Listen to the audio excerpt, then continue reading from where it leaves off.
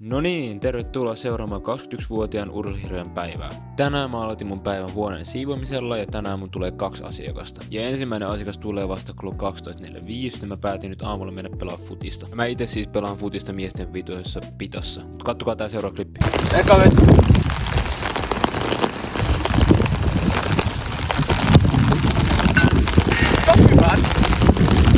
Joo, pahoittelut, tuo veto oli ihan traaginen, mutta kuunnelkaa, mä oon oikein jalkainen, antakaa olla. Ja nyt mun tuli päivän eka asiakas, ja tää asiakas tuli selkävaivojen takia hierontaan. Ja tää kaveri on siis mun ikäinen, mutta se selkä vaikuttaa siihen, että se olisi 40. Sitten tää toinen asiakas tuli myös selkävaivojen takia. Silloin oli enemmän tuo yläselkä kipeä niin noista lapojen välistä, oli aika jumis. Ja sitten mä siivosin mun pöydän, kun vika-asiakas oli lähtenyt. Sitten kun oli siivonut pöydän, niin sitten piti mennä valmentaa. Mä siis itse myös valmennan futiksessa tuollaisia kolmosluokkalaisia. Ja sitten tässä mä unohdin ottaa vähän videotreeneissä, koska oli niin sateista. Sitten mä saavuin sieltä kotiin, sitten mä tein safkaa, niin kattokaa pasta ja kana, mahtava. Sitten mä kävin hakemaan valmennusta varten tuollaisen taktiikataulun. Sitten tuossa on mun iltapala, sitten mä katsoin vähän futista, katsoin tuossa noin Lens vs Brest. Ja sitten tohon päättyi mun päivä. Kiitos, katsoitte. Moikka!